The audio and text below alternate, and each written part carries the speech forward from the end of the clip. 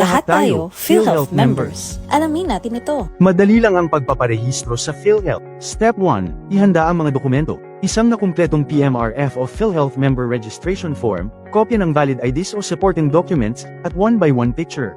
Step 2. Isubmit ang mga dokumento sa PhilHealth Office o Member Portal. Kung ikaw naman ay employed, ibigay ito sa inyong employer. Makikita sa aming official website ang Member Portal at Office Directory. Kung nais na maparehistro agad, bisitahin na ang pinakamalapit na PhilHealth Office. Step 3. Matatanggap mo ang iyong MDR o Member Data Record at ID card. Congratulations! You are now a PhilHealth member.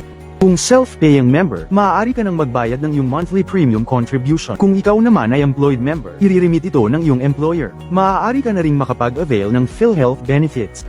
Oh, madali lang, di ba? Yan, ang alagang PhilHealth.